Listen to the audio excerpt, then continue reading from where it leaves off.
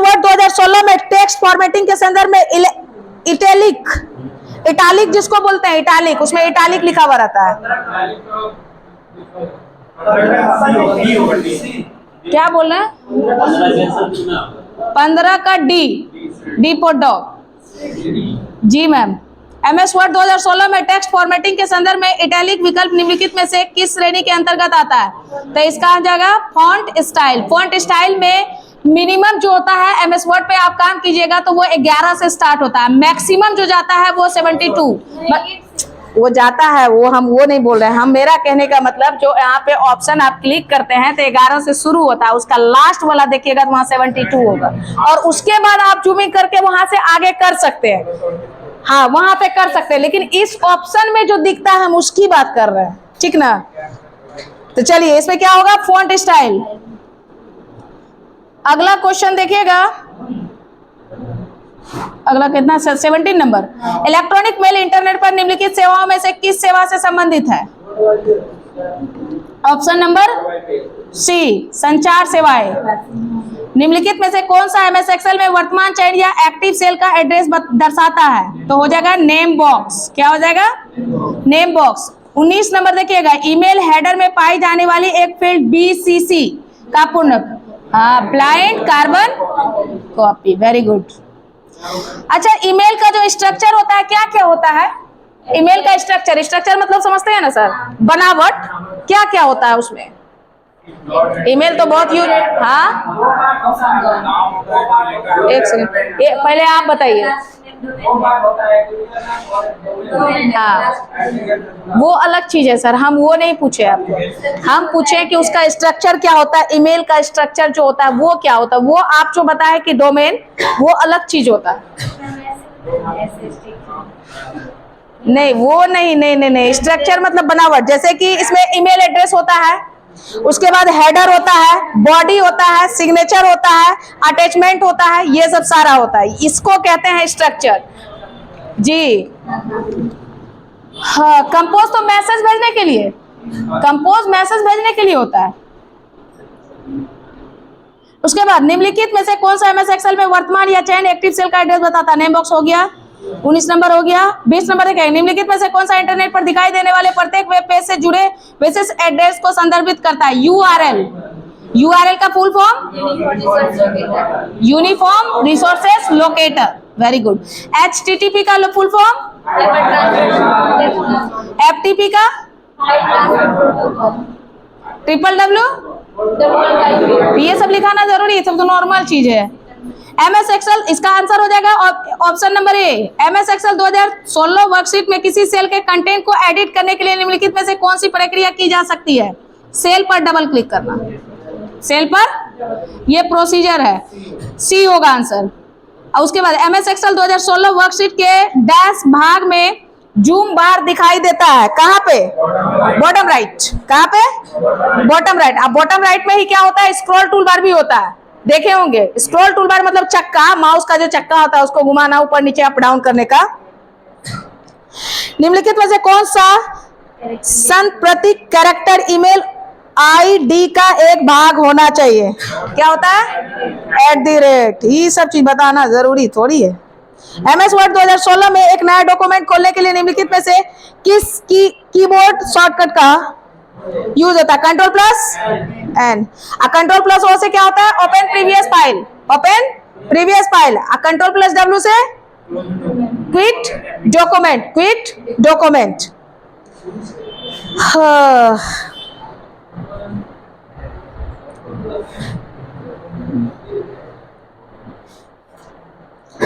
अगला देखिए, कितना नंबर क्वेश्चन? 25। निम्नलिखित में से कौन सा कथन असत्य है? MS वर्ड 2016 में किसी शब्द के विभिन्न अक्षरों को अलग अलग फॉन्ट कलर नहीं किया जा सकता है, ये बात गलत है। मिल गया आंसर, यही है ऑप्शन नंबर सी। निम्नलिखित MS एक्सेल में फॉर्मूला का मान कितना होगा? मोड 11(3), इसका क्या होगा? क्या होगा? सही है। अब पहले बात बताइए कि मोड क्या होता है? हाँ, और भाजक, क्या बोलूं उसको, जैसे मान लीजिए 11 को 3 से डिवाइड करेंगे, ठीक है। तो ये जो होगा आपका क्या होगा, डिवीजर, ये आपका क्या हो जाएगा, डिविडेंड, यही ना होगा। और जब इसको आप डिवाइड करेंगे 3 3 या 9 होता है, यहाँ 2 बचेगा। तो वही बात यहाँ पे बोला है और कुछ नहीं बोला है। अब आप लोग खुद समझदार है, समझ गए होंगे सर। यू कितना नंबर हुआ था, 27।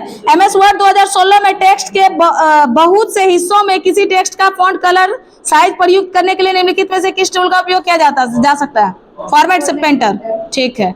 URL शब्द का अर्थ क्या होता है जानते हैं, ऑप्शन नंबर डी। हाँ 27 का ए, 28 का डी फॉर डॉग, 29 आपस में संबंधित वेब पेजों का एक संग्रह कहलाता है क्या, वेबसाइट, ठीक है। उसके बाद हम लोग बात करते हैं निम्नलिखित में से कौन सा एक वर्ड प्रोसेसिंग सॉफ्टवेयर है, वर्ड प्रोसेसिंग सॉफ्टवेयर है, क्लियर लिखा है वर्ड प्रोसेसिंग सॉफ्टवेयर, नहीं तो एक्सेल दिया है तो वो तो वर्ड प्रोसेसिंग है ही नहीं, कहानी खत्म। Default, option number B, default रूप से आपके दस्तावेज डैश में प्रिंट होते हैं क्या होता है, पोर्ट्रेट होता है। इसका प्रोसीजर देखिएगा थोड़ा सा। सबसे पहले यहां से क्या करते हैं, फाइल टैब, उसके बाद क्या करते हैं, प्रिंट टैब, क्या होता है, प्रिंट टैब, और उसके बाद यहां से क्या करते हैं, प्रिंट आइकन, प्रिंट आइकन। 31 का आंसर हो जाएगा बी फॉर बॉल। लिनक्स है एक, क्या है, लिनक्स एक क्या है, Linux freeware and open source है, दोनों है, ठीक है, सॉफ्टवेयर है। और लिनक्स के बारे में अगर बात करते हैं, Linux multi user, multitasking, multi programming operating system है। मल्टीटास्किंग, मल्टी यूजर आपको बताए थे, ओएस के अंतर्गत 2 होता है, एक आपका होता है डॉस, डॉस में जो होता है जिसको डिस्क ऑपरेटिंग सिस्टम बोलते हैं, उसके अंतर्गत जो आप पढ़ते हैं उसमें बताया गया था एक सिंगल यूजर, एक मल्टी यूजर। सिंगल यूजर में क्या था आपका, एक समय में एक ही वर्क कर सकते हैं, मल्टी यूजर में क्या था, एक समय में आप एक से अधिक वर्क को कर सकते हैं, ठीक है, कोई दिक्कत। और एक चीज लिख लीजिएगा, लिनक्स ऑपरेटिंग सिस्टम जो हुआ था कब आया था, 17 सितंबर 1991 में। लिनक्स ऑपरेटिंग सिस्टम 17 सितंबर 1991 को लिनक्स टोरवाल्ड्स ने दिया था, टोरवाल्ड्स, TOR, 1991, 27 सितंबर 1991 में। टोरवाल्ड्स, TORVALDS, कि लिख दूं, टोरवाल्ड्स, 27 सितंबर 1991।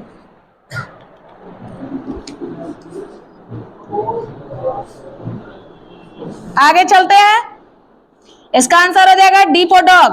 अगला, टेबल कोड इंसर्ट करने के लिए किस शॉर्ट कुंजी का उपयोग किया जाता है, कंट्रोल प्लस F12, याद रखिएगा। कंट्रोल प्लस डिलीट से क्या होता है, डिलीट होता है। उसके बाद अगली सीट में आने के लिए कुंजी का प्रयोग किया जाता है। अगला सीट मतलब जैसे इस सेल एड्रेस से इस सेल एड्रेस में आना चाहना है, क्या करेंगे, कंट्रोल प्लस नहीं, टैब का यूज करते हैं नेक्स्ट कॉलम में, नेक्स्ट जगह जाने के लिए। F12, ऑप्शन नंबर ए।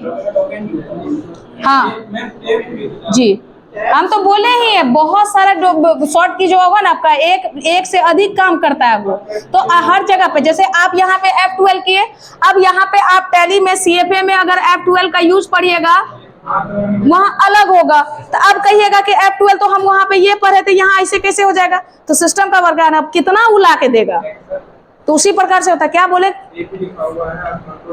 कौन बोल रहा है, हाँ बोले ना। जैसे टैब से भी तो जा सकते हैं ना, यहाँ कुछ बताया नहीं ना, एक्सेल का बात कर या वर्ड का बात। अगले सीट में आने के लिए कुंजी का प्रयोग किया जाता है। हाँ, टैब से भी जा सकते हैं, डायरेक्ट टैब को भी प्रेस कीजिएगा जाएगा, दोनों ऑप्शन है। हाँ, यहाँ दोनों ऑप्शन दे दिया है ना, तो दोनों ऑप्शन दिया है तो सबसे ज्यादा बेटर आपका है कंट्रोल प्लस टैब, ठीक है, अगर दोनों देगा तब, अगर दोनों नहीं दिया है तो आपको सिर्फ टैब दिया है तो सिर्फ टैब मारिएगा तो गलत नहीं होगा, वो भी सही है। हम टैब देखवे नहीं किए थे इसमें, नहीं तो नन ऑफ दीज ऑप्शन आ जाए। हाँ, इसका बी होगा। अगर टैब भी हो सकता है लेकिन कंट्रोल प्लस टैब नहीं रहेगा तो। अगला देखिएगा, प्रिंटिंग से पहले हम स्क्रीन पर दस्तावेज देखते हैं, इस प्रक्रिया को क्या कहा जाता है? प्रिंट पूर्वावलोकन। क्या कहा जाता है? पूर्वावलोकन। Option number B. निम्नलिखित में से कौन सा ऑपरेटिंग सिस्टम मल्टीटास्किंग वास्तव में लागू नहीं करता है? MS DOS, जिसको बोलते हैं डिस्क ऑपरेटिंग सिस्टम। ये किसके अंतर्गत आता है? OS के अंतर्गत। किसके अंतर्गत? OS के अंतर्गत में क्या का OS कितने प्रकार के होते हैं? कौन कौन? और SUOS का फुल फॉर्म पूछेगा sir, single user operating system. MUOS का फुल फॉर्म? ये जो DOS आया, MS DOS आया, वो किसके अंतर्गत आया? MUOS के अंतर्गत या SUOS के अंतर्गत? चलिए, ये सब चीज को एकदम ध्यान में रखिएगा, तभी कुछ होगा। समझ रहे हैं ना? आपको दिक्कत नहीं ना है? तबीयत खराब मत कीजिए एग्जाम पर, अच्छे से रहिए। कहाँ थे सर हम? 36। निम्नलिखित में से कौन सा ऑपरेटिंग सिस्टम मल्टीटास्किंग वास्तव में लागू नहीं करता है? MS DOS। ठीक है, निम्नलिखित में से कौन सा बाइनरी नंबर के लिए सही ग्रेड कोड है? अब देखिए, ग्रेड कोड को हम लोग क्या कहते हैं? साइक्लिक कोड भी बोलते हैं। याद रखिएगा, अगर साइक्लिक कोड से रिलेटेड बात आ गई तो सीधा समझ जाइएगा वो क्या है? ग्रेड कोड है। ग्रेड कोड को क्या कहते हैं? साइक्लिक कोड भी हम लोग बोलते हैं उसको, ठीक ना? साइक्लिक ग्रेड कोड को दूसरा नाम हम लोग क्या देते हैं? Reflected binary code. Reflected binary code. अब ये एक चीज बताइएगा, कल बाइनरी से रिलेटेड हम लोग बात किए थे, एक मिनट, बाइनरी से रिलेटेड बात किए थे कल। बाइनरी निकालने के लिए हम लोग सीखे थे, जैसे कि मान लीजिए यहाँ पे 64 का बाइनरी हमको निकालना है, तो इसको हम बताए थे लेफ्ट टू राइट लिखते हैं, ठीक है? Left to right, 1 2 4 8 16 32 64। अब देखिए, इसको यहाँ से जिसको काउंट करते हैं ऑन बीट होता है, ऑन बीट दैट मीन्स कि 1 से इंडिकेट करते हैं, और 0 जो होता है जिसको काउंट नहीं करते उसको ऑफ बीट बोलते हैं। अब इसको जो यहाँ से देखिए, सिर्फ 1 ही यहाँ पे, बाकी में 0 बैठा दीजिए, ये 0 बैठा दीजिए। हम आपको अभी बाइनरी नहीं बता रहे हैं, अभी का जो क्वेश्चन है उससे रिलेटेड बात कर रहे हैं, ठीक है? तो यहाँ पे ये वाला जो आप बाइनरी लिखिएगा, जैसे कि 64 का बाइनरी लिखिएगा, 1 पे कितना 0? यही ना होगा जी? यही ना है? ऐसे नहीं होता है मिली? ऐसे ही होता है ना? हाँ, तो ये जो होता है ना, इसी को हम लोग क्या कहते हैं? Grade code. इसी को हम लोग क्या कहते हैं? Grade code. और इसी ग्रेड कोड को हम लोग क्या कहते हैं? Cyclic code. और इसी ग्रेड कोड को हम लोग क्या कहते हैं? Reflected binary code. मतलब वो बाइनरी को क्या करता है? रिफ्लेक्ट करता है। क्या चीज? निकलेगा निकलेगा जी, थोड़ा आराम से। चलिए, इसका आंसर हो जाएगा option number B. B for ball G. जो व्यक्ति किसी ब्लॉग का मालिक है या उसका प्रबंधन करता है उसे कहा जाता है। अच्छा, ब्लॉग जानते होंगे, सबको जानते हैं ब्लॉग, ब्लॉगर। चलिए देखिए, ये ब्लॉग का जो है 1919 के दशक में ब्लॉग का विकास वेब प्रकाशन टूल के आगमन से हुआ था। कब? 1990 में। 1990 के दशक में जो था, इसका विकास प्रकाशन टूल के आगमन से हुआ था। कुछ ऐसा टूल आया था जिसके कारण कि लोग वहां से ब्लॉगिंग करना शुरू कर दिए थे, वो ब्लॉग बनाना शुरू हो गया था। तो कब आया था ये भी पूछ सकता है कि ब्लॉगिंग जो हुआ था, ये जिस टूल के तहत आगमन हुआ था, उसमें ये कौन से एडिशन में आया था? 1990 में। तो याद रखिएगा, इसका आंसर हो जाएगा ब्लॉगर, ऑप्शन नंबर ए। 39 नंबर देखिएगा, वेब पेज विशिष्ट रूप से पहचान जाते हैं किससे? नहीं जी, आईपी एड्रेस तो इंटरनेट प्रोटोकॉल हुआ, यूआरएल से ना। वेब पेज, एक सेकेंड याद रखिएगा, वेब पेज इंटरनेट की बात नहीं कर रहा, आईपी का मतलब होता है इंटरनेट प्रोटोकॉल, ठीक है? यहाँ वेब पेज की बात करता है। तो देखते होंगे जब वेब पेज आप सर्च करते होंगे तो वहां यूआरएल लिखा हुआ रहता है, देखे हैं कि नहीं? हाँ, तो इसका यूआरएल होगा। ये गलती मत कीजिएगा, ये क्वेश्चन में ज्यादातर लोग फंसते हैं, आप लोग को नहीं फंसना है। इसका आंसर हो जाएगा सी फॉर कैट। निम्नलिखित में से कौन एक वेब पेज से दूसरे वेब पेज पर जाने की सुविधा देता है? हाइपरलिंक। कौन देता है? हाइपरलिंक। डैश मॉनिटर एक टेलीविजन की तरह दिखता है और सामान्य रूप से गैर पोर्टेबल कंप्यूटर सिस्टम के साथ उपयोग किया जाता है। क्या? सीआरटी। सीआरटी का full form? Cathode ray tube. Good. LED का full form? Light emitting diode. उसके बाद देखिएगा, ऑफिस राइटर 2016 में प्रिंट पुनरावलोकन के लिए शॉर्टकट की कुंजी क्या है? तो इसका आंसर हो जाएगा control shift O. Control shift, control shift P का क्या हो जाएगा? पता है सबको? लिखे कि नहीं लिखे? लिख देते हैं, जो नहीं लिखे हैं वो लिख लीजिएगा। 42 control plus O open file. दूसरा control plus shift plus P format font fonts in the format cell dialog box. A control plus F2 choose print preview। क्या बोले? किसका? कंट्रोल शिफ्ट ओ का। हाँ तो उसी का तो क्वेश्चन पूछा है जी। कंट्रोल शिफ्ट ओ, अरे क्वेश्चन में तो कंट्रोल शिफ्ट ओ का दिया हुआ है, उसको क्या करना है? जो ऑप्शन नहीं दिया उसको बताया है। हाँ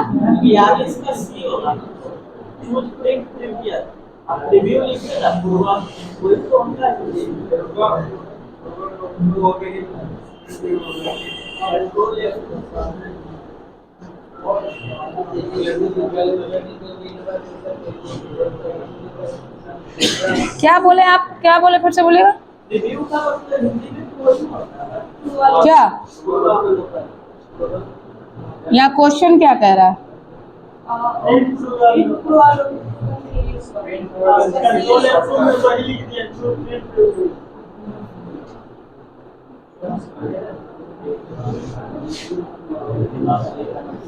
ऑफिस राइटर 2016 में प्रिंट पूर्वावलोकन के लिए शॉर्टकट कुंजी क्या है? हाँ इसका ऑप्शन नंबर तो सी ही होना चाहिए, लेकिन डी। अच्छा इस क्वेश्चन को तो कल हमको याद दिला दीजिएगा, तो इसको हम देख लेते हैं। हो सकता है वो भी ऑप्शन होता होगा, होता तो ये भी है, लेकिन यहाँ अच्छा प्रिंट प्रीव्यू का मतलब क्या होता है? पूर्वावलोकन हिंदी। अच्छा देख लेते हैं हम इसको, एक बार देख लेते हैं, लेकिन इसका आंसर यही होना चाहिए, कंट्रोल प्लस F2। जी सर 42 का नहीं, 35 सही है, 35 सही है, गलत नहीं है। अरे एक क्वेश्चन मान लीजिएगा इधर उधर हो गया तो इसका ये मतलब थोड़ी सब गलत होगा। गलत ये भी नहीं है, लेकिन यहाँ पे डाउट है हमको कि ये दोनों ऑप्शन में से। अच्छा देख लेते हैं कल 42 का ऑप्शन नंबर अभी डी मारिए, ठीक ना? इस पे डाउट है, उसको देखना पड़ेगा हमको। वर्ड 2016 के दस्तावेज में डिफॉल्ट पाया मार्जिन क्या है? नहीं, इसका ऑप्शन ए हो जाएगा। एक मार्जिन पूछा है, एक बटन जो अक्षर को ऊपरी या निचले मामले में बनाता है और संख्याओं को प्रतीकों में बदलता है, क्या होता है? शिफ्ट। चलिए अगला क्वेश्चन चलते हैं। निम्न में कौन कंप्यूटर में सहायक मेमोरी या सेकेंडरी मेमोरी का हिस्सा नहीं है? सहायक मेमोरी तो कौन नहीं है? प्रोम। प्रोम का full form programmable read only memory. अब प्रोम को क्या कहते हैं? परमानेंट स्टोरेज भी बोल सकते हैं। इलेक्ट्रॉनिक का वो परमानेंट स्टोरेज भी है। अस्थाई, अस्थाई समझते हैं ना? हाँ वही परमानेंट, ठीक है। सीडी रोम का full form compact disc read only memory. चलिए तब तो आप लोग बहुत कुछ जान गए। MS ऑफिस में 2016 की एक्सेल वर्कबुक में डिफॉल्ट तौर पर कितनी शीट शामिल होती है? बाय डिफॉल्ट याद रखिएगा।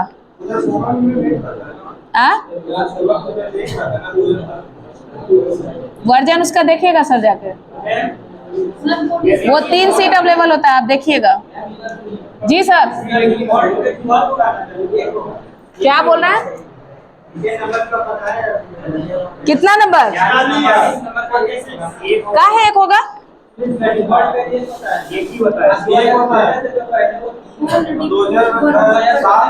आप ठीक है आप बोल रहे हैं एक होता है। आप मेरे साथ सिस्टम पे बैठिएगा, हम आपको 3 बाय डिफॉल्ट दिखाएंगे। जैसे ही आप उस पैकेज को ओपन करेंगे ना, वहाँ 3 सीट आपको दिखेगा।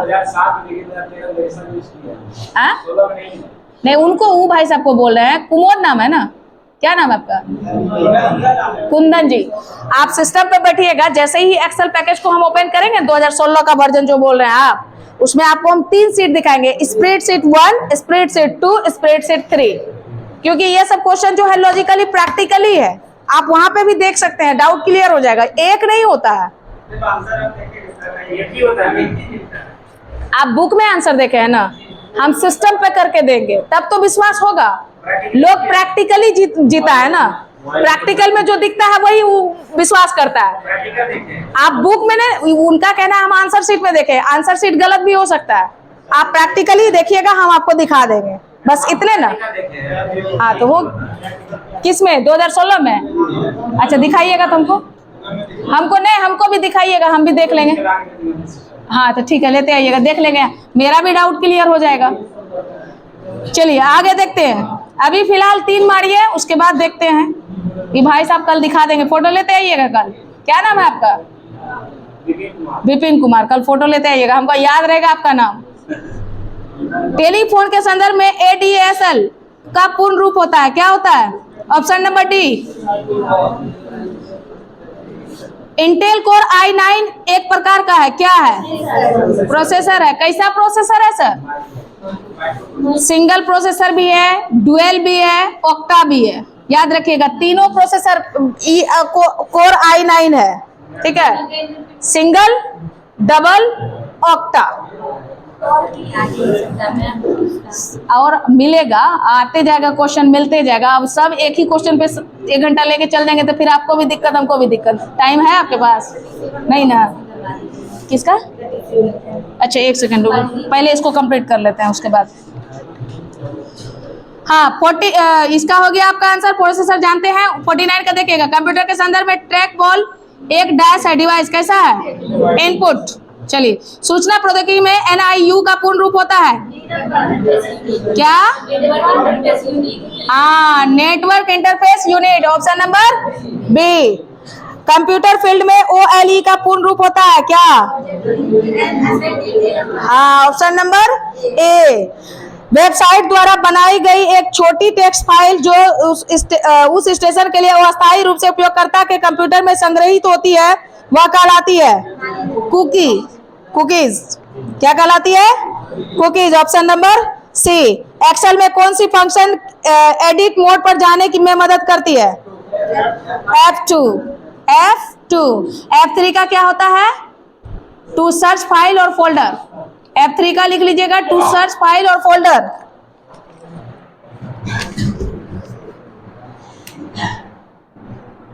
F3 टू सर्च फाइल और फोल्डर।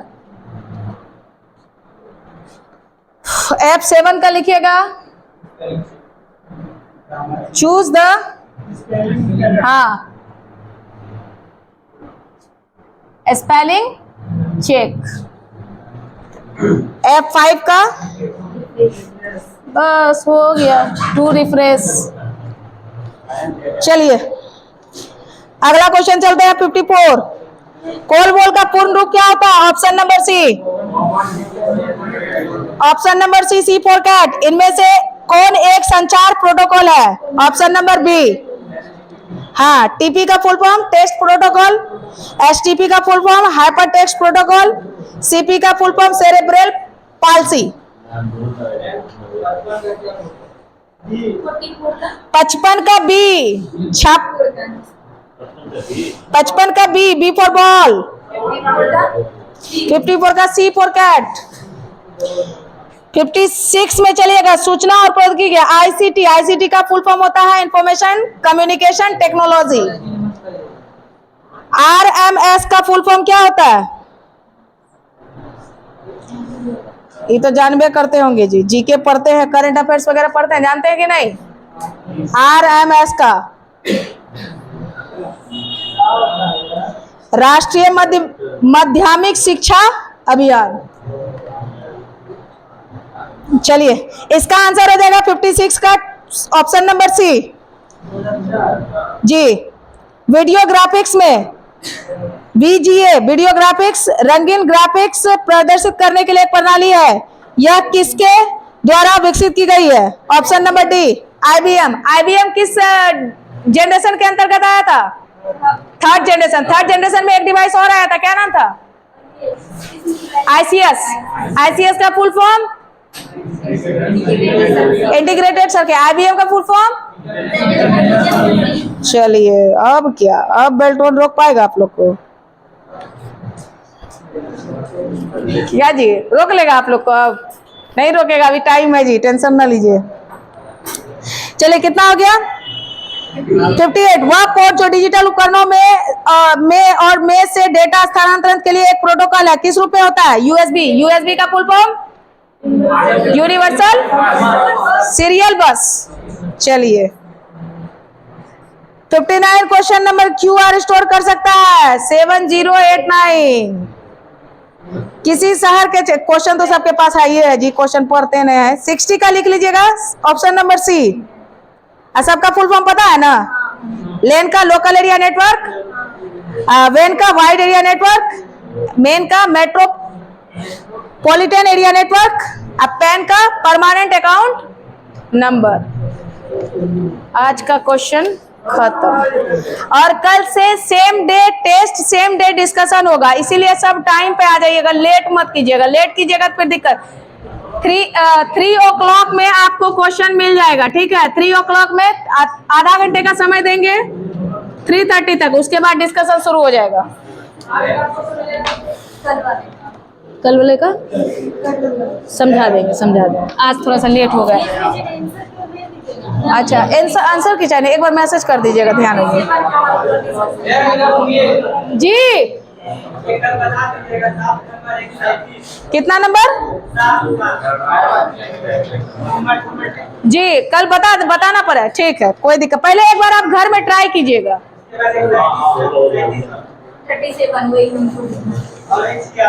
7 बोले, 37 और 46। पहले घर में एक बार आप ट्राई कीजिए, उसके बाद तो हम बताएंगे। हाँ, 7 नंबर आप क्या बोली?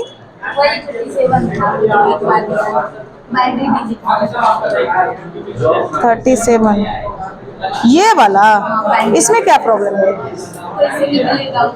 अच्छा, ठीक है, आज थोड़ा सा टाइम नहीं है, कल हम बता देंगे। आप लोग को कोई परेशानी, कोई दिक्कत?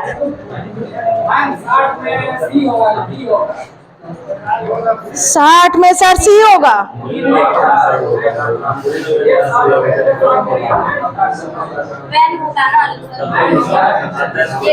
नहीं, 1 मिनट आप लोग शांत रहिएगा। क्या बोले?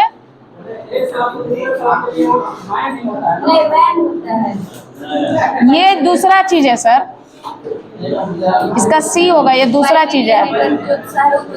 चलिए, किसी को कोई दिक्कत? हाँ, आप लोग बताइए ना, मॉर्निंग में कि इवनिंग में? सुबह 7 बजे आप लोग आ सकते हैं? हाँ, सब खाली आप ही का आवाज आ रहा है, ये लोग कहाँ बोल रहे हैं? 7 बजे सुबह कितना आदमी इंटरेस्टेड है? नहीं, सिर्फ एक संदीप भाई साहब, 2 3 4 5 और नहीं। आप लोग शाम में चलिए, नया है तो सुबह में ये एडमिशन लीजिए, कल सुबह से क्लास आइए। क्या एग्जाम का डेमो उसके पहले दे चुके हैं, संदीप से बात कर लीजिए, संदीप से पूछ लीजिए ना। एग्जाम वाला में डेमो नहीं, एग्जाम वाला में कोई डेमो नहीं, उसमें डेमो हम दे चुके हैं, 4 क्लास डेमो दे चुके हैं।